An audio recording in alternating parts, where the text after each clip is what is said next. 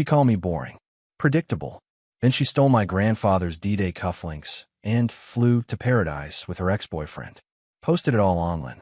I'm a defense contractor who spent 30 years planning for contingencies. She wanted excitement. I gave her a federal investigation and got my family heirlooms back. My name is David Crane. I'm 57 years old, and I spent 32 years working in defense logistics before transitioning to private consulting. I've coordinated supply chains through 3 war zones, managed classified shipments across hostile borders, and learned one fundamental truth. Chaos doesn't announce itself with sirens.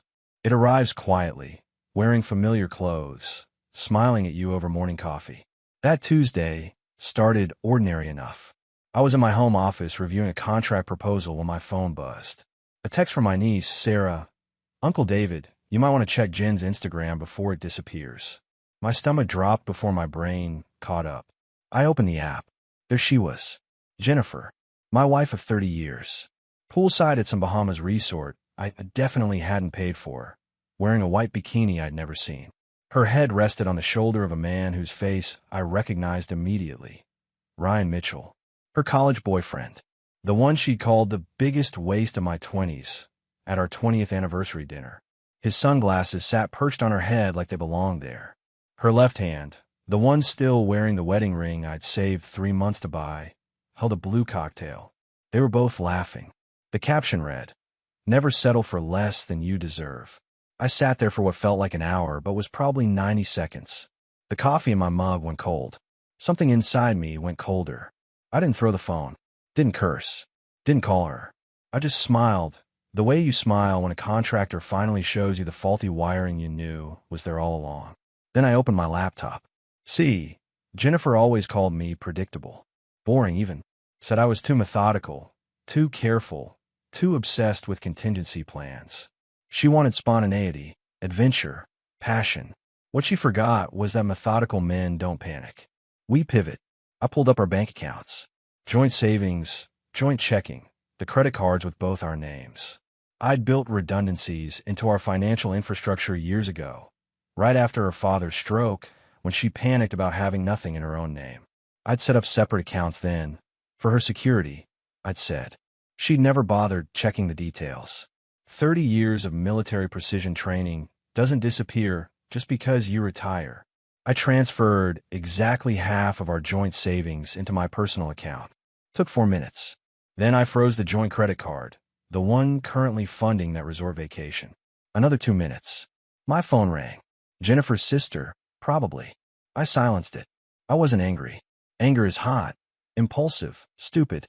I was cold, calm, and surgical. She wanted to laugh at me from paradise? Fine. Let's see how funny paradise gets when the money stops flowing. I picked up my coffee mug, took a sip of the cold brew, and started making a list of phone calls I needed to make. Starting with the resort concierge. The first domino fell quietly, the way I planned it. Jennifer wouldn't notice immediately. She never checked our accounts until she needed something. That was my advantage. She'd gotten comfortable, complacent, trusting that the money would always be there, because it always had been. I spent the next hour combing through 6 months of bank statements. Each line item told a story she thought I'd never read. A lingerie boutique in Richmond, $240, 3 weeks ago. A spa called Serenity Now that specialized in couples massages, $380, twice last month. Dinner at Antoine's, an upscale French place downtown, $412 on a Tuesday night when she'd texted me she was working late on the quarterly audit. Antoine's was in Georgetown. Ryan Mitchell lived in Georgetown. Funny how that worked. I canceled our joint credit card. Then I systematically went through every subscription, every auto pay, every recurring charge tied to her name or email. iCloud storage, gone. Cell phone plan, disconnected from auto pay. Spotify, Netflix, Hulu, canceled. I left exactly one thing active, the car insurance. When that lapsed and the DMV sent her a registration violation notice, she'd need to handle it herself. My phone buzzed again. Jennifer's mother this time. I let it go to voicemail. The thing about being methodical is that people mistake it for passivity. Jennifer had spent years interpreting my calm as weakness, my planning as fear of confrontation. She'd forgotten, or never truly understood, that I'd spent 3 decades in an industry where one miscalculation meant people died. I didn't make miscalculations. I pulled up the booking confirmation for Villa Paraiso Resort, still in my email from when I'd foolishly believed we were planning a couple's getaway for our anniversary. She'd gone without me. With him. Using my planning, my research, my money. I dialed the resort's front desk. Villa Paraiso, this is Claudia speaking. How may I assist you today? Good afternoon, I said, my voice perfectly pleasant. My name is David Crane. My wife, Jennifer Crane, is currently a guest at your resort. I need to make a change to the payment information on file. Of course, sir. May I have a reservation number? I read it off. Heard her keyboard clicking. Yes, I see the reservation here. How can I help? The credit card currently on file has been compromised, I said smoothly. I need to remove it from the account. All future charges should be billed directly to Mrs. Crane. She'll need to provide her own payment method going forward. A pause. Will you be providing an alternate card, sir? No, I replied. She's an adult. She can handle her own expenses. I understand. I'll make that notation immediately. Thank you for your assistance. I hung up and leaned back in my chair. The afternoon sun slanted through the window, catching dust motes in the air. Everything looked the same as it had this morning. But everything had changed. My laptop was still open. One more call to make. The most important one. I pulled up my encrypted email, the one I'd maintained since my DoD consulting days, and began typing. The subject line read, Spousal Financial Estrangement, Preliminary Documentation. This wasn't revenge. Revenge was emotional, chaotic, short-sighted. This was strategy. My son Benjamin arrived at my door that evening without calling first. He stood on the porch in his army fatigues, duffel bag over one shoulder, jaw set in that way that reminded me of myself at his age. Dad, he said simply. I stepped aside. He walked in, dropped his bag, and turned to face me. Olivia called me. Benjamin said. Show me the posts. I got emergency leave approved. Drove straight here from Fort Campbell. Something in my chest tightened. Not grief. Pride. My boy had dropped everything and driven 6 hours because his father needed him. You didn't have to do that, I told him. Yes, I did. He crossed his arms. What's the plan? I almost smiled. Not what happened. Not are you okay. What's the plan? That's how I'd raised him. I've already initiated financial separation, I said. Froze the accounts, contacted the resort, started documentation. He nodded slowly. Good. What else? There's something I need to tell you. I walked to my office, Benjamin following. I opened the safe built into the wall, the one Jennifer had never bothered learning the combination to. Inside, wrapped in velvet cloth, sat a pair of gold cufflinks. I handed them to Benjamin. He turned them over in his palm, examining the engraved initials, J.C. These belong to your great-grandfather, I said. He wore them at Normandy, carried them through France and Germany. My grandfather gave them to me before he died. They're worth about $4,000, but their real value is what they represent. Honor, sacrifice, family. Benjamin looked up. Why are you showing me this now? Because they're missing from the safe, I said quietly. I noticed yesterday when I was organizing documents. Your mother knew they were here. She's the only other person who's been in this office. His expression hardened. She took them. I checked the security cameras. I pulled up the footage on my computer. The timestamp read 3 weeks ago, 2 days before Jennifer left for her vacation. The video showed her opening the safe, removing the velvet pouch, and slipping it into her purse. Benjamin's hands curled into fists. She stole from you. From us. She stole from your great-grandfather's memory. I corrected, and I guarantee she gave them to Ryan. Probably thought they'd make a nice romantic gesture. We're getting them back, Benjamin stated. Not a question. Eventually, I agreed. But first, she needs to understand the full weight of what she's done. This isn't just about infidelity anymore. This is theft of family heirlooms. That changes the legal landscape considerably. Benjamin met my eyes. You've been planning this. I've been preparing for contingencies, I said. There's a difference. My phone buzzed. A text from Jennifer. David, my card isn't working. The hotel is saying there's a problem. Call me. I showed Benjamin the message. He snorted. You going to answer? Not yet, I said. Let her sweat. She wanted independence and excitement. Let's see how she handles both. Jennifer's photo appeared on my screen again 3 hours later. I didn't answer. 6 more calls followed over the next 2 hours. Then a text. This isn't funny, David. Something's wrong with our accounts. Benjamin sat across from me at the kitchen table, sipping coffee. We'd spent the past hour reviewing documents, planning next steps. My daughter Olivia had arrived an hour ago, her paralegal training immediately put to use organizing financial records. She's panicking, Olivia observed, reading over my shoulder. Good, Benjamin said flatly. Another text came through. David, please. I need you to call the bank. There's been some kind of mistake. Olivia looked at me. Are you going to respond? Not to her, I said. I opened my laptop instead and pulled up the chat logs Jennifer didn't know I had access to. Her iCloud backup still synced to the family account, another thing she'd never bothered checking. The messages between her and Ryan went back 4 months. I scrolled through them, my face expressionless even as my children read over my shoulders.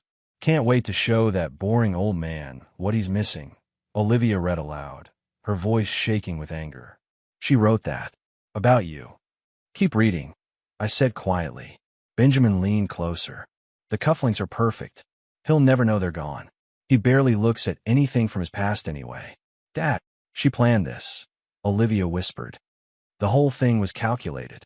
Yes, I agreed, which makes my response entirely justified. My phone rang. A different number. I answered. David Crane. Mr. Crane, this is Miguel Reyes, manager at Villa Paraíso Resort. I'm calling regarding Mrs. Jennifer Crane's account. Yes. There seems to be a situation with payment for her suite. The card on file has been declined, and she's unable to provide alternative payment. She's quite distressed. She mentioned you might be able to help clarify the situation. There's no situation to clarify, I replied calmly. Mrs. Crane is traveling independently. I'm not responsible for her expenses. A pause. I see. The charges have accumulated to just over $8,000. If we don't receive payment by tomorrow morning, we'll need to restrict room access and hold her passport per local regulations. That's between you and Mrs. Crane, I said. I'm not involved. Understood, sir. Thank you for your time. I hung up. Benjamin was grinning. They're going to hold her passport. Standard practice in the Caribbean for unpaid resort bills. I explained. She's not going anywhere until she settles her account. With what money? Olivia asked. Exactly, I said. My phone exploded with calls. Jennifer. Jennifer again. Her mother. Her sister Lindsay. I silenced them all. Then a new notification appeared. An email from the U.S. Embassy in the Bahamas. Subject line, inquiry regarding U.S. citizen Jennifer Crane. I opened it. The message was brief and professional, requesting I contact them regarding my wife's situation abroad. Benjamin leaned back in his chair. Here we go. Here we go. I echoed and started composing my reply. The call came from Washington at 9:47 a.m. I was in my office, Benjamin reviewing security footage on one monitor, while Olivia cross-referenced credit card statements on another. We'd built a war room in 72 hours. Mr. David Crane? The voice was male, professional, with that particular cadence that screamed federal employee. Speaking, I replied.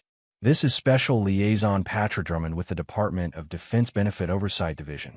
I'm calling regarding a flag that's been raised on your dependent travel credentials. I put the phone on speaker. Benjamin and Olivia stopped what they were doing. What kind of flag? I asked, though I knew exactly what kind. Our system shows unusual activity on benefits associated with your security clearance history. Specifically, dependent travel upgrades and facility access that may have been utilized without your knowledge or authorization. Can you confirm you're aware your spouse recently traveled internationally using these credentials? I became aware when she posted photos of herself on vacation with her boyfriend. I said clearly. I was not informed of the trip, did not authorize the use of any military-associated benefits, and have since separated all financial ties. A pause. I heard typing. Mr. Crane, this is a serious matter. Unauthorized use of DoD-linked benefits constitutes fraud under federal law. We'll need a formal statement from you. Are you willing to provide one? Absolutely, I said. I have documentation, including communications proving she was aware these benefits were tied to my clearance status and used them anyway. We'll be sending you secure forms within the hour. Mr. Crane, I need to inform you that your wife's travel status may be restricted pending investigation. The embassy has been notified. Understand, I replied. After he hung up, Benjamin leaned back in his chair. Dad, she's not getting out of there anytime soon, is she? Not unless she finds $8,000 for the resort bill, plus whatever fines the DOD investigation adds, I said. And even then, she'll be flagged in the system for months. My phone buzzed. Jennifer. Again. I'd stopped counting how many times she'd called. This time, though, there was a voicemail. I played on speaker. Her voice came through, shaking and raw. David, please. The embassy says there's an investigation. They won't help me. The hotel is threatening to call local police if I don't pay. Ryan left this morning. He left me here. Please, I know I messed up, but I can't fix this alone. I need you. Olivia's expression hardened. She needs you. Where was that energy when she was stealing grandfather's cufflinks? Or posting photos mocking Dad online? Benjamin added, I saved the voicemail. This goes in the evidence folder. Her admission that Ryan abandoned her is useful. Another call came through. Jennifer's sister, Lindsay. I answered this one. David, Lindsay said, her voice tight with anger. What the hell are you doing to my sister? Hello, Lindsay. I replied calmly. I'm not doing anything to Jennifer. I'm simply no longer funding her vacation with her boyfriend. She's stranded. She's alone. The embassy won't help her. The embassy won't help her because she committed federal fraud, I said. She used my military credentials to upgrade flights and access benefits she wasn't entitled to. That's not me being cruel. That's the legal system responding to her choices. You're really going to let her suffer over there. Lindsay, your sister stole from me. She mocked me publicly. She planned this trip deliberately to humiliate me. And now she's facing consequences. If you want to help her, wire her $8,000 for the hotel bill. Otherwise, she'll figure out. You're a bastard, Lindsay spat. Maybe, I said. But I'm a bastard who didn't cheat on his wife, steal family heirlooms, or commit federal fraud. Have a good day, Lindsay. I hung up. Olivia looked at me with something like awe. Dad, that was ice cold. Your mother raised the temperature, I replied. I'm just adjusting it back down. 3 days later, Jennifer's desperation had evolved into full panic. The resort had moved her to a smaller room with no ocean view, apparently standard practice for guests with unpaid balances. Her social media had gone dark. No more poolside photos. No more cocktail selfies. But I had other sources of information. Benjamin had a friend stationed at the naval base near the Bahamas. Through informal channels, we'd learned that Jennifer had tried to visit the embassy twice more. Each time, she'd been turned away with instructions to wait for the investigation to conclude. Ryan Mitchell, meanwhile, had returned to the States. Olivia found his Facebook post, a photo of him back at his gym in Richmond, caption reading Home Sweet Home. No mention of Jennifer. No couple photos. Nothing. He'd erased her from his narrative the moment things got complicated. My phone rang. Unknown number again. I answered. Mr. Crane, this is Miguel Reyes at Villa Paraíso again. I apologize for calling, but we have a situation. Mrs. Crane has been found attempting to leave the resort with her luggage without settling her account. Resort security detained her. She's requesting we contact you. I'm not responsible for her debts, I said. Sir, with respect, she's claiming you've somehow frozen her access to funds illegally. She's threatening legal action against the resort if we continue holding her. Mr. Reyes, I've frozen nothing illegally. I removed my financial support from a joint account. The money I transferred was mine. She's welcome to pursue legal action, but she'll find judges aren't sympathetic to spouses who commit adultery and fraud. A long pause. What would you suggest we do, sir? Contact her parents, I said. Or her boyfriend who abandoned her. Or her sister. But I'm done being her safety net. Understood. Thank you for your time. I hung up and looked at my children. How long do you think it takes before she breaks completely? She's already breaking, Olivia said, showing me her phone. Look, it was a Facebook post from Jennifer's mother, Martha. Public post.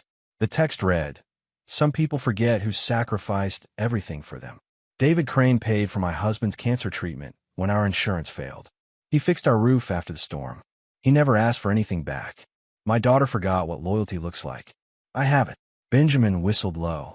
Her own mother just threw her under the bus. That's not throwing her under the bus. I corrected. That's telling the truth. Something Jennifer stopped doing months ago. My email pinged. Subject line, Federal Benefit Misuse Investigation. I opened it. The message was from Special Liaison Drummond. Mr. Crane, thank you for your detailed statement and supporting documentation.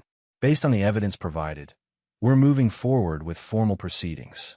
Mrs. Jennifer Crane's dependent travel privileges have been suspended indefinitely.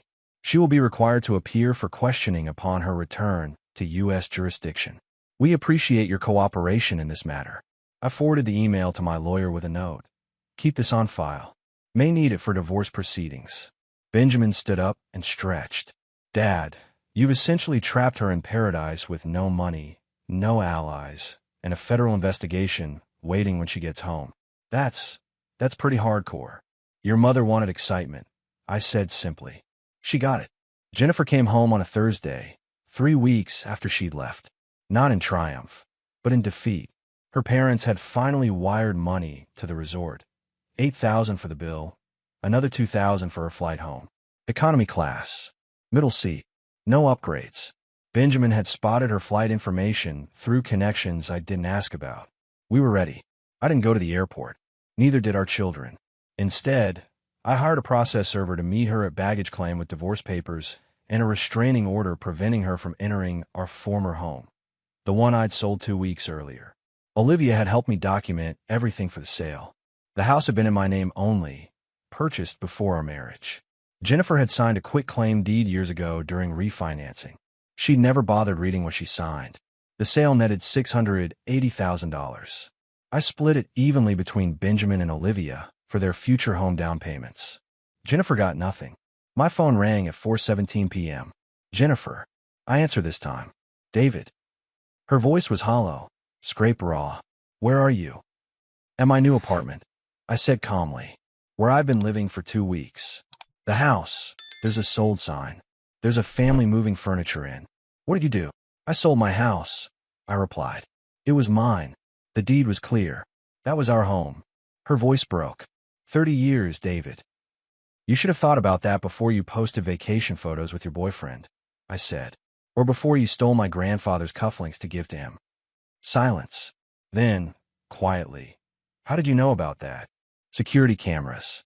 I have video of you taking them from the safe. Ryan's been served with a civil suit for receiving stolen property. He'll either return them or face criminal charges. His lawyer has already reached out about settling. David, please. I have nowhere to go. Your parents have a house. Your sister has a spare room. Ryan has an apartment. Oh wait, he blocked your number, didn't he? You're enjoying this, she said bitterly. I'm not enjoying anything, I replied. I'm simply no longer your solution to problems you created.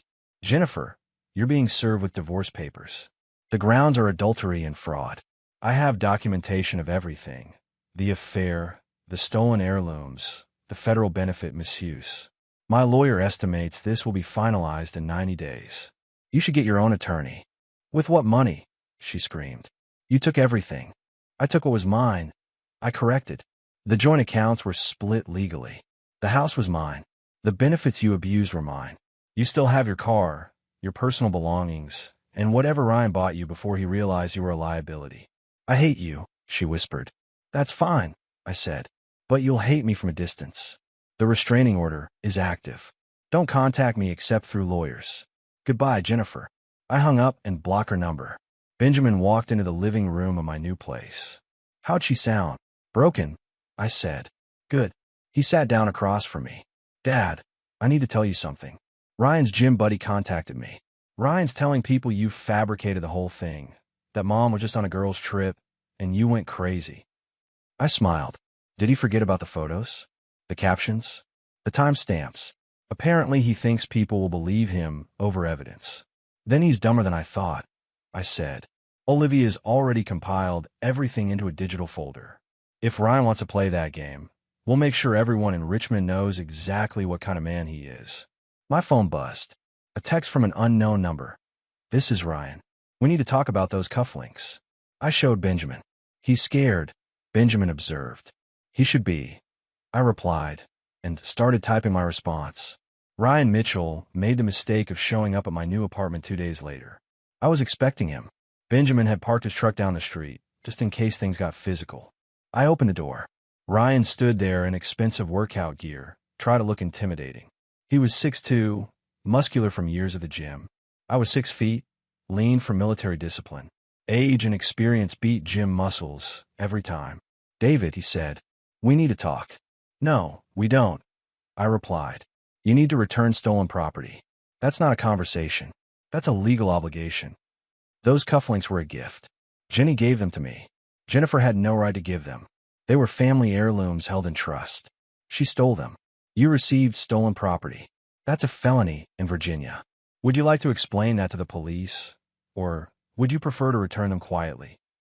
His jaw tightened. "You're bluffing." I pulled out my phone and showed him the video footage. Jennifer opening the safe, removing the velvet pouch, closing it again. Timestamp clearly visible. "That's theft," I said. "Documented, dated, saved in 3 separate locations. My lawyer has already filed a civil suit. The criminal complaint is drafted and ready to file if you don't cooperate. Your choice, Ryan." He stared at the screen. "She said you'd never notice." "She was wrong about a lot of things," I said. "Do you have them here, or do I need to get a warrant?" He reached into his jacket pocket and pulled out the velvet pouch, handed it over like it burned his fingers. I opened it. Both cufflinks, undamaged. I felt something unclench in my chest. "Smart decision," I said. "Is that it? Are we done?" "Almost," I replied. "One more thing. You're going to sign an affidavit stating you received these under false pretenses and are returning them voluntarily. My lawyer will email it to you today. You have 24 hours to sign and return it, or the criminal complaint gets filed."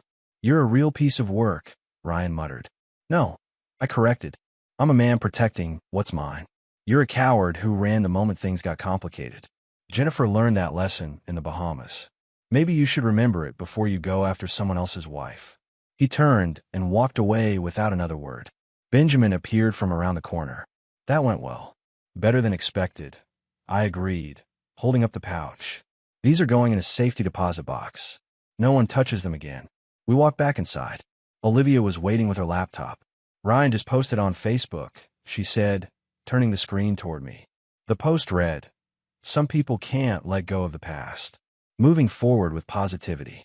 "Screenshot that," I said. "It'll be useful when we show the pattern of his behavior. Man steals from his girlfriend's husband, returns the stolen property when threatened with charges, then plays the victim online. That's textbook narcissism." "Already saved," Olivia confirmed. "Dad, have you thought about what happens when the divorce is final?"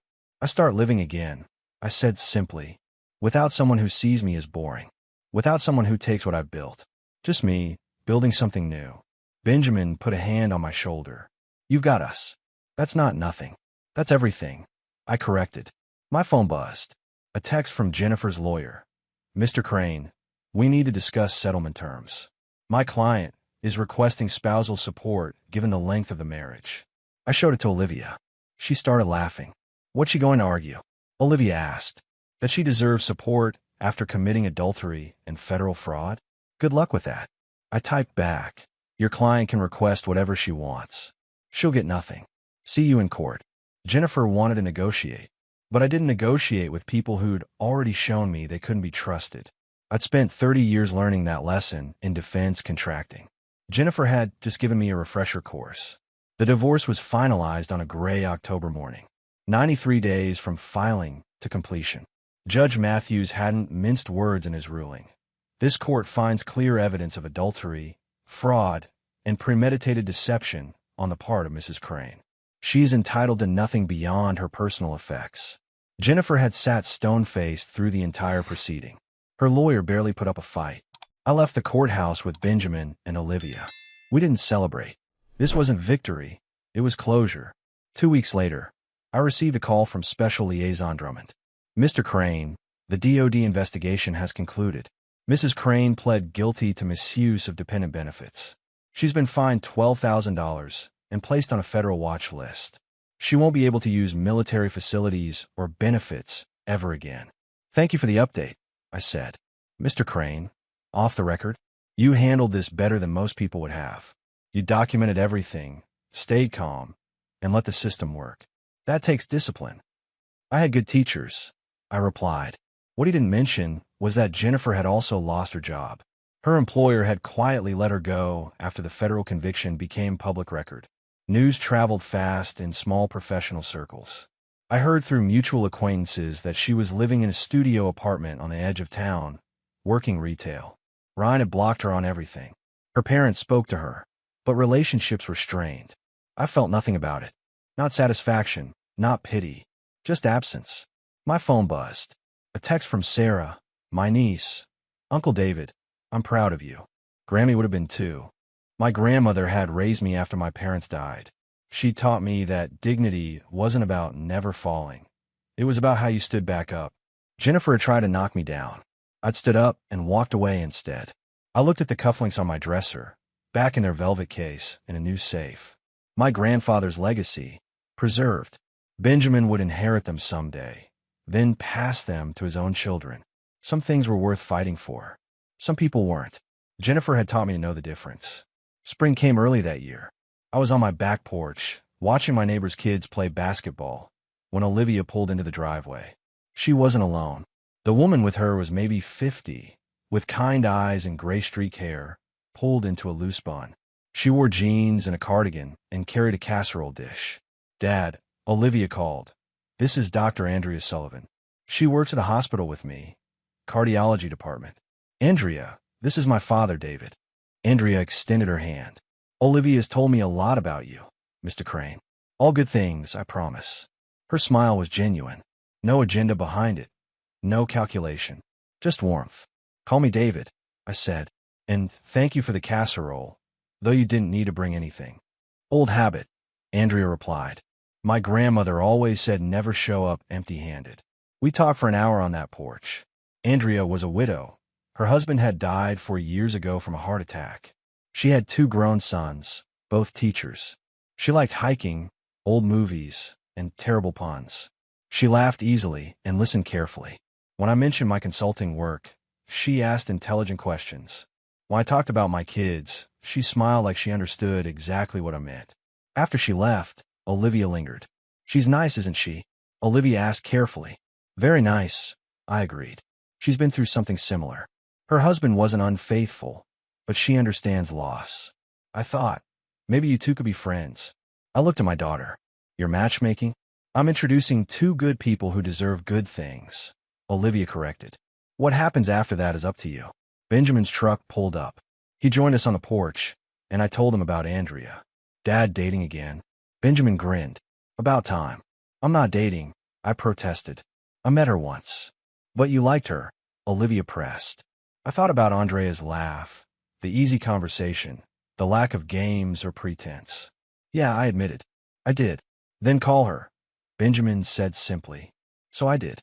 We met for coffee the next week. Then dinner. Then a hike through Shenandoah. Andrea didn't need me to be exciting or spontaneous. She appreciated steady. She valued consistent. She saw methodical as a strength, not a flaw. 8 months after Jennifer posted those photos, I stood at a lookout point in the Blue Ridge Mountains with Andrea beside me. The valley stretched out below, endless and green. Beautiful, isn't it? Andrea said. It really is, I agreed. She took my hand. Not possessive, just present. Just there. I'd spent 30 years with someone who saw me as a safety net, a backup plan, a stable option while she looked for better. Andrea saw me as a choice, one she made every day, deliberately and happily. That was the difference between settling and choosing. Jennifer never understood that. Andrea did. And for the first time in years, I felt like I was exactly where I belonged.